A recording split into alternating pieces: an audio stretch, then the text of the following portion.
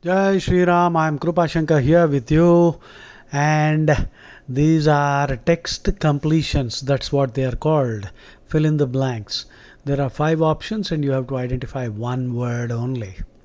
If there are 6 options, that is called a sentence equivalence, and you got to identify 2 words. Okay, only by studying the transcripts of the conversations between the diplomat and the senator did the investigator realize that the foreign emissaries dash nature used a barrage of verbiage to divert rather than to discuss. Okay, please underline emissary. Emissary means a messenger. Messenger, like an ambassador or messenger, one who carries a message. And then barrage, barrage of bullets, barrage of questions. Barrage means a continuous shower, a barrage of bullets. And verbiage is garbage, isn't it? Verbiage means a lot of words. Some people, like chatterboxes. Verbiage is a negative word for a lot of words. It rhymes with garbage also. Okay, reticent is reserved. Secretive is secret. Querulous is quarrelsome, complaining. Loquacious is talkative. Collegial is based on equality, sharing power equally. And warm, friendly, cordial, friendly atmosphere, that is collegial.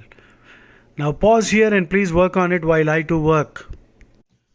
Okay, barrage of verbiage, that means too many words, lot of words. So the answer is obviously loquacious, is talkative. Next, each successive dash of a fractal. Now if you know what's a fractal, you can answer this.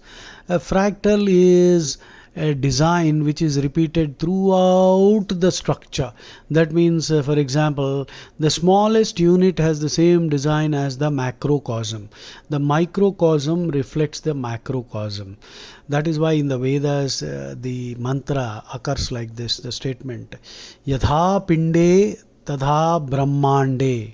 That means the microcosm is similar to the macrocosm, which means the complexity in the human body is equal to the complexity in the universe. That was a wonderful Vedic dictum. Yadha pinde tadha brahmande. Tadha brahmande. So that's a fractal. Fractal means a geometric design. Actually, in mathematics, you can see the smallest particle has a design which is similar to the design of the whole thing, the macrocosm. The macrocosm means the representation of something in the big form, big format. Microcosm is the representation of the same thing in a smaller format. For example, I might say that my classroom is a microcosm of India. That means even in my classroom, let us say there are some 20 students, all of them come from a different region or different language or so. Then the diversity of India is represented wonderfully in my own classroom. Therefore, my classroom is a microcosm of the macrocosm, that is India. So fractal is a design which is repeated. Okay, the words below. B, rubric. Now rubric is a word with 3 meanings. It can be in a title, heading, chapter heading, under the rubric of Indian history. Rubric also means rules to follow. In an exam, you are told these are the rules you must follow. That is called a rubric. Rubric can also mean assessment criteria. If I am an assessment, if I am let us say an assessor who is assessing your response, then I am told that if these are all seen, then you give 6 points. If these are all the things that are there, 5 points. So there is a table or something like a chart which I can refer to, and that's the rubric, which is the assessment criteria. Aesthetic means artistic.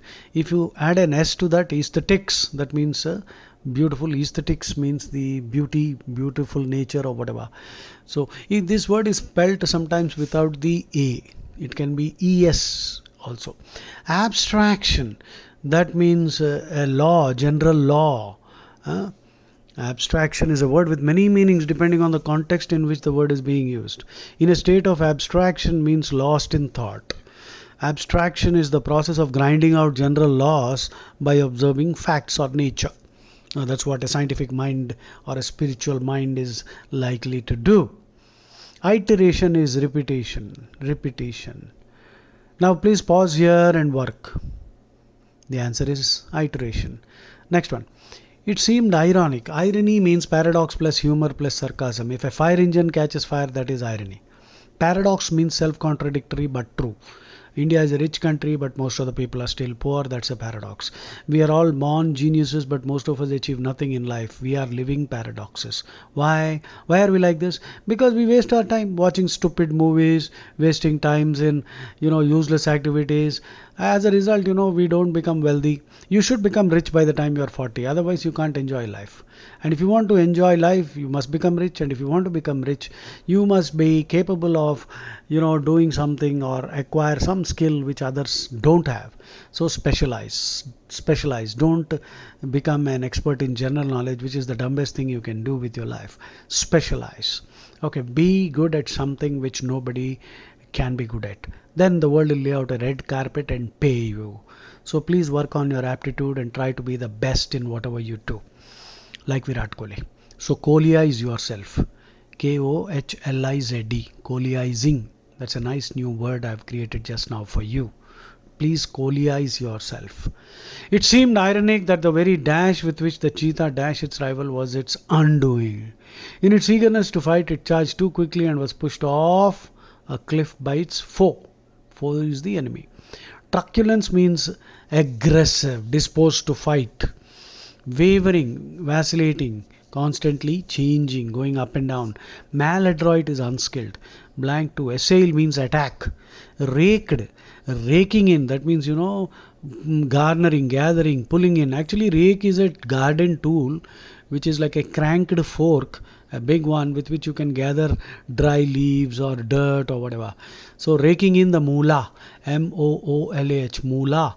Moolah is a slang term for money, dabbo, dough, dough, dough, paisa. So raked in, that means collected.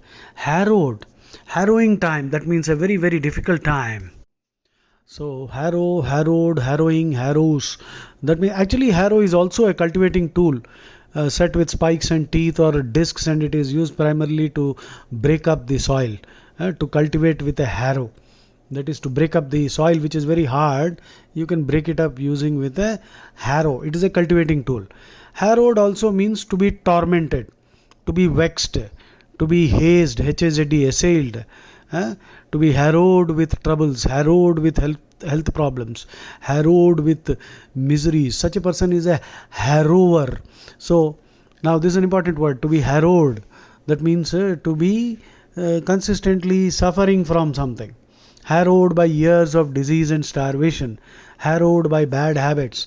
So similar words are plagued, tortured, anguished, beset, B-E-S-E-T, to be beset by problems, to be bedeviled, B-E-D-E-V-I-L. Please make a note, these are all important words that I've already featured in the test.